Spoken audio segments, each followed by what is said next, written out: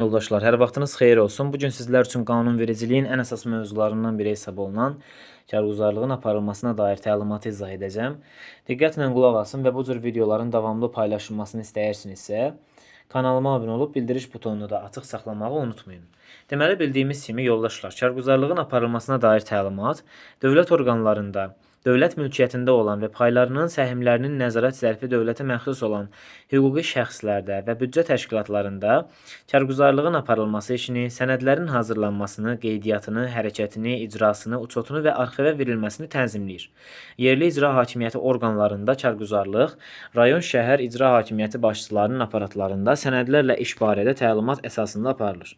Bu təlimatın müddəaları təşkilatlarda vətəndaşların müraciətləri ilə bağlı karguzarlığın aparılmasına şamil edilmir. Karguzarlıq nədir? Karguzarlıq yoldaşlar, təşkilatın öz vəzifələrini həyata keçirməsi ilə bağlı sənədləşdirmə və sənədlərlə işin təşkili üzrə fəaliyyətdir. Təşkilatlarda karguzarlıq Azərbaycan Respublikasının dövlət dilində, yəni Azərbaycan dilində aparılır.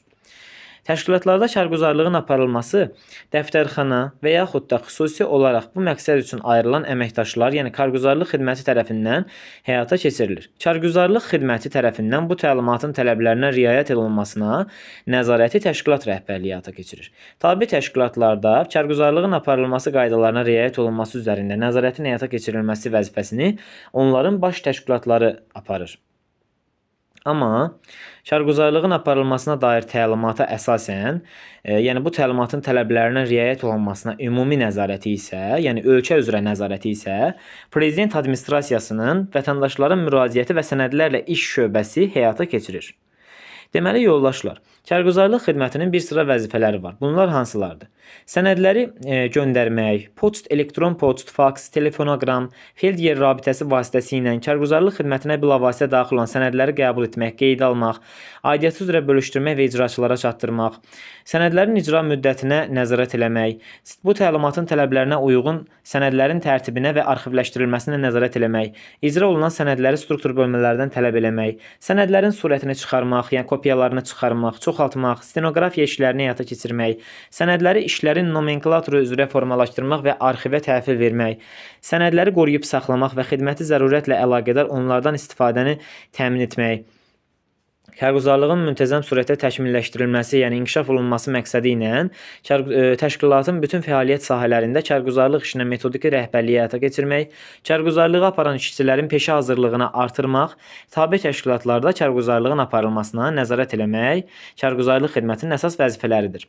Strukturdan, habelə sənəd dövriyyəsinin həcmindən asılı olaraq karguzarlıq sistemi mərkəzləşdirilmiş və mərkəzləşdirilməmiş ola bilər. Struktur bölmələrinin sayı az, sənəd dövriyyəsi isə ildə 25 min sənədə qədər olan təşkilatlarda karguzarlıq mərkəzləşdirilmiş qaydada aparılır.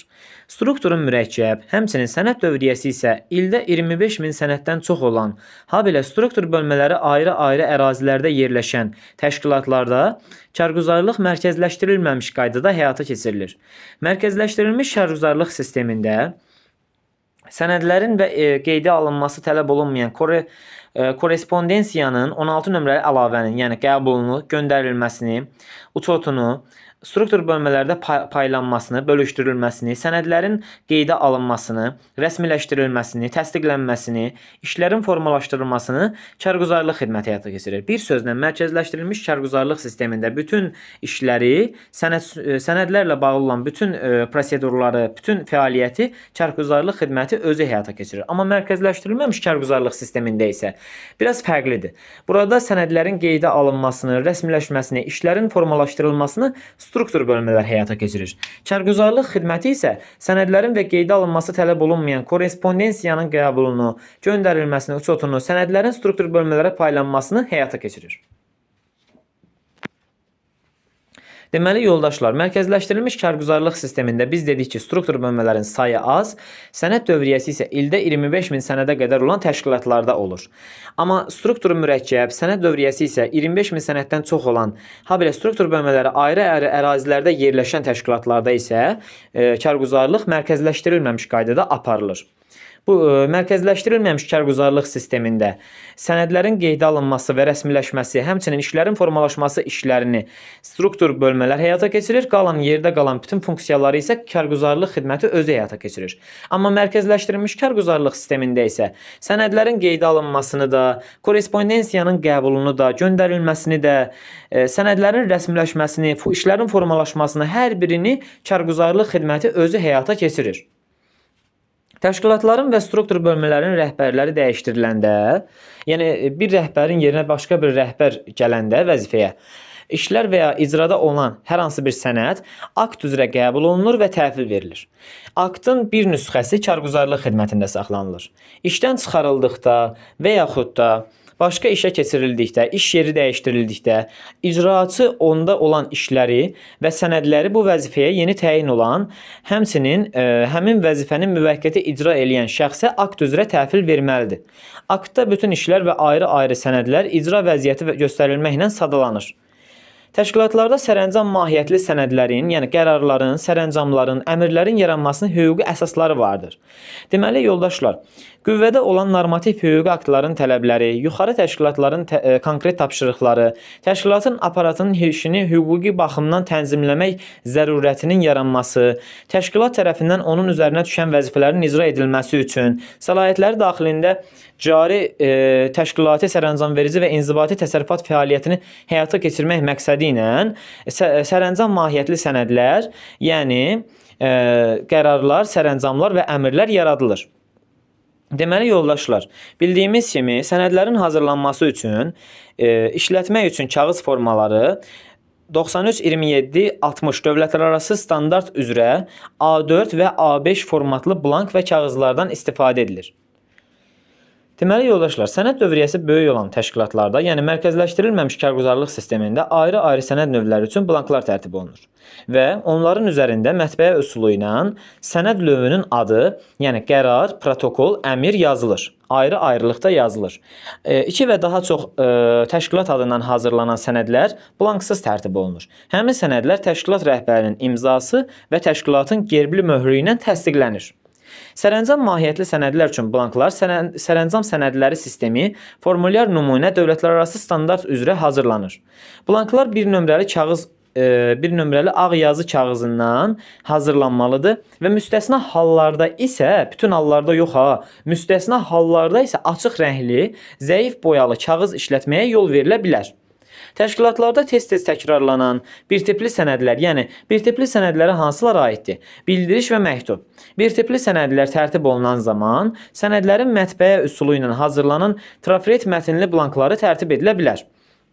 Təşkilatların mətbəə üsulu ilə hazırlanan blanklarında aşağıdakı rekvizitlər çap olunur. Yəni dövlət gerbi, Azərbaycan Respublikasının, Naxçıvan Muxtar Respublikasının adı, təşkilatın tam adı və təşkilatın poçt indeksi, ünvanı, məlumat almaq üçün telefon nömrəsi, faksın nömrəsi və elektron poçtu əgər varsa qeyd olunmalıdır. Yəni rekvizit şəklində çap olunmalıdır.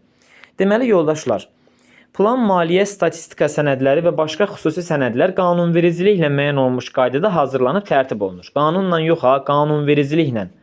Ümumiyyətlə, bayaq sadaladığımız rekvizitlər blankların yuxarı hissəsində eninə bir qayda olaraq Azərbaycan Respublikasının dövlət dilində çap olunur. Xarici dildə çap olunmuş rekvizitlərə malik blanklardan istifadə olunmasına yalnız sənədin mətni həmin blankı göndərən təşkilat tərəfindən xarici dildə yazıldıqda yol verilir. Yəni, bütün hallarda yol verilmir, yoldaşlar. Yadda saxlayın. Deməli, yoldaşlar, sənədlər hazırlanarkən nələr zəruridir? Sənədlər hazırlanarkən təşkilatın adının, sənəd növünün adının, məktublar istisna olmaqla, sənədin başlığının göndərilməsi, sənədlərə ünvan yazılması, tarix və nömrə qoyulması, mətnin razılaşdırılması haqqında qeydlər yazılması, sənədin rəsmiləşdirilməsi, habelə sənədin hərəkəti və icrası haqqında qeydlərin yazılması şərtdir. Yəni zəruridir. Bir qayda olaraq sənədlərin mətnləri bildiyimiz kimi iki hissədən ibarətdir. Birinci hissədə sənədin hazırlanması üçün əsas götürülmüş faktorlar və hadisələrin təsviri verilir. İkinci hissədə isə nəticələr, təkliflər, qərarlar və sərəncamlar ifadə olunur. Sənədin yaranması üçün başqa sənəd əsas olduqda, birinci hissədə bu sənədin hazırlanması üçün əsas götürülmüş sənəd növünün adı, adlı halda nömrəsi, tarixi və mətnin başlığı göstərilir.